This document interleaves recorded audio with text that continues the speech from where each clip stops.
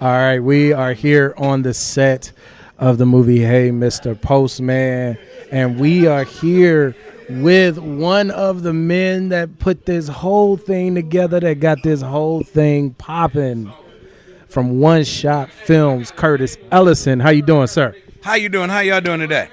So talk a little bit about the experience, man. It's been fun being on set with you guys, and talk a little bit about the experience of making this movie.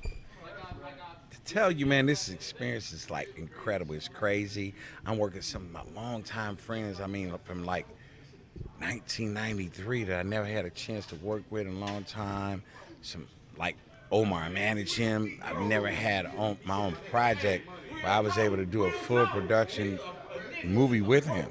You know what I'm saying? It's always me on the management, me booking him, me being on the set of Family Time. But now I actually was the producer to be able to book him on something that I'm producing.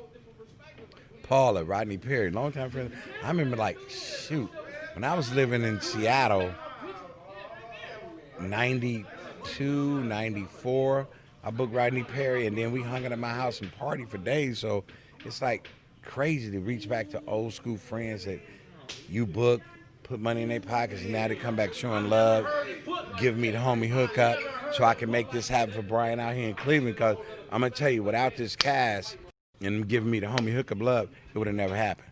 Right. You know, if I was dealing with the bougie LA shit, it would have never happened. Price would have been out. The talent would have ate up his budget, the first guy we booked. You know what I'm saying? But these guys, like, love me. We owe each other favors. So when it's time for the homie hookup and for the love, you know, people wait and do it on the back end. They be like, okay, I can eat off the back end. Let's blow the movie up. Let's do this and another. So, man, it's been a great experience, and this is my first comedy movie. I've did horror, sci-fi, psychological thrillers, cooking shows, reality shows, man, just a host of other things, but the first comedy movie I produced. That's what's up. Miss Lavish?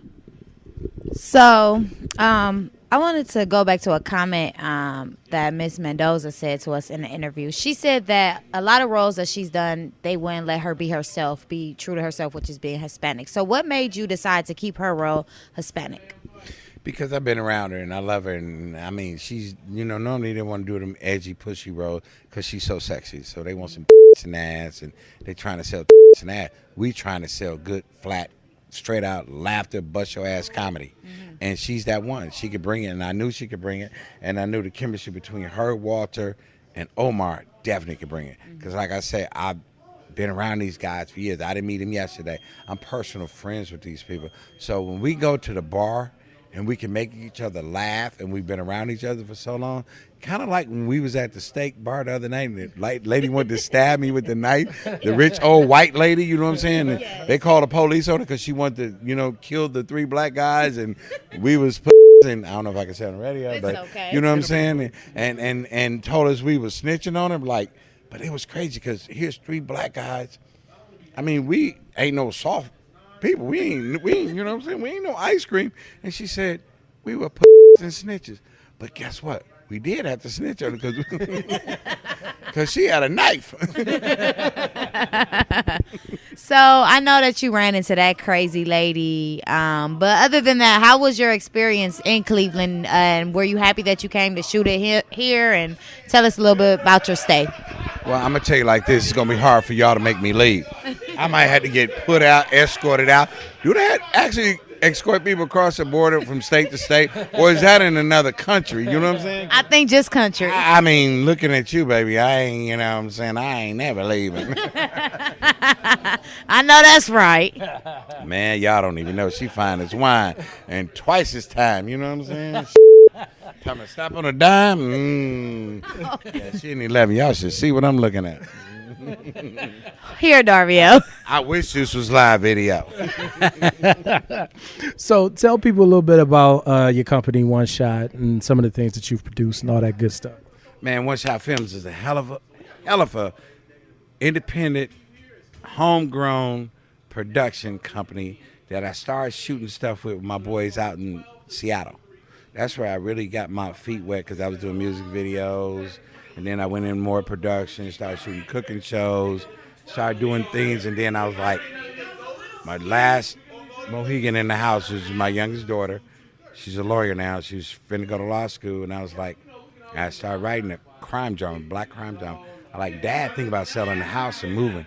And she's like, I'm gonna be cool.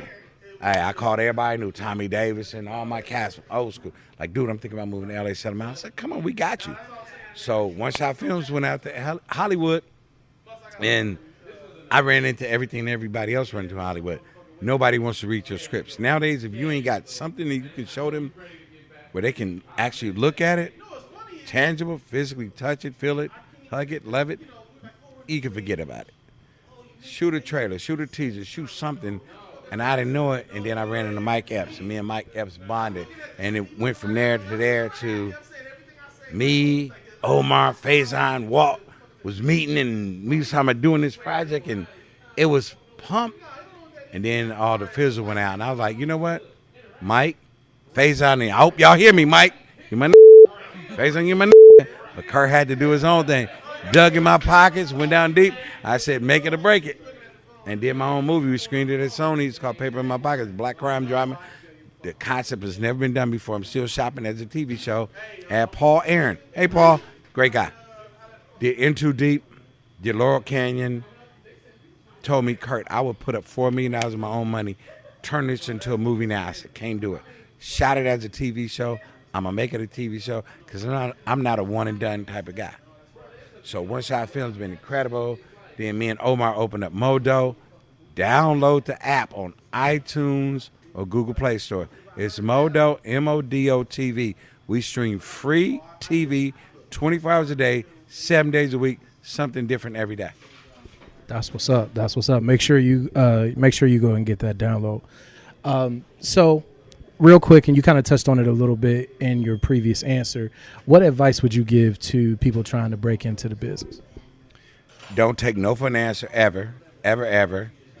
Hustle, grind, beg, don't steal, borrow. Really, I mean, just don't let nobody take your dream away from you. You know, it was never my dream to do a movie. It was never my dream to be a producer. It was just something I'm good at. I could take something for nothing to make it out of something. Always have ever since I was young. And it was just something I fell into. And I was telling the guy earlier, because he was asking me about being an intern. And I told him, intern for everybody you can, as much as you can. Because most entrepreneurs and most cats that done made success in the movie industry started from intern. I happened to start from the top and work my way to the bottom. Because I started with my own money. I financed my own first project. But I worked my way to the bottom because I wanted to know everybody's job. So when I hired producers, script writers, wardrobe, catering, I need to know what their job was.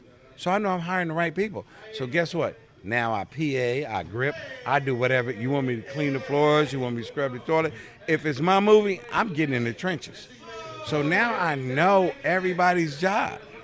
So I was kind of fortunate enough, and I was willing enough and smart enough to start from the top, but work my way down. Not start from the top and you want to stay on top, and now somebody tell you, well, I need $10,000 for this job, or I need $15,000 for this job, and they don't know how to do the job, and I know more than them. I'm not hiring them. I do their damn job for them. I feel it. Let everybody know how to follow your company on social media, the website, all that good stuff.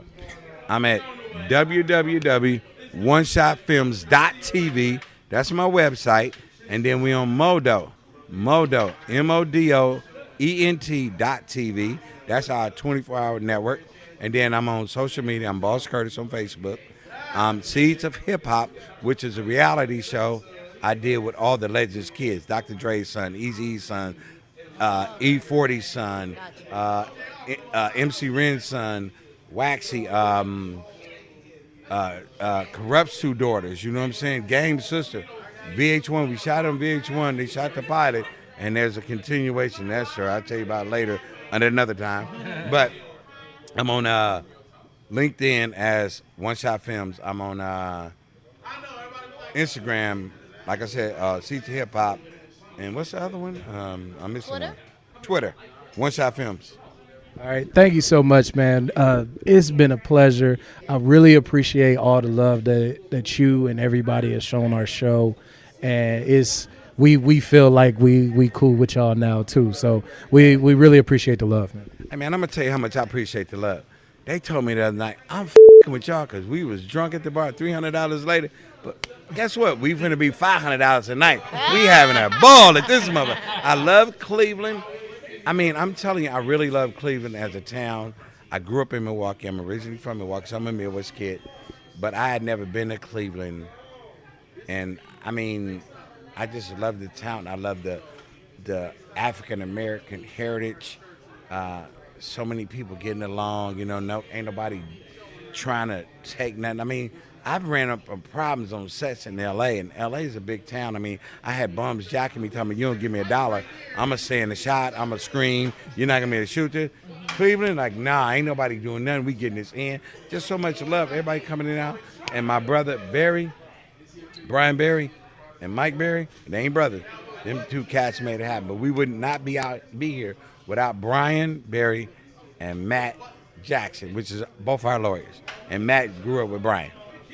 So Cleveland, love y'all, put it down. Stay safe, keep doing what you're doing, keep hugging, loving, and stay black. That's what's up. And I'm glad you brought that up because there's one more thing I wanted to say to you. I want to tell you that we appreciate you bringing the movie here because, as you know, there's been a lot of movies and stuff that have been shot in Cleveland lately, but you don't see a ton of movies with people that look like us. You don't see a lot of representation of the culture. So I really appreciate you guys coming here and being a representation of the culture in Cleveland. Hey, man, we appreciate the love. Outlaw, putting it down. They getting it down. And you know what? They keeping it outlaws. You know what I'm saying? Yes, sir. Thank you. All right. Take care.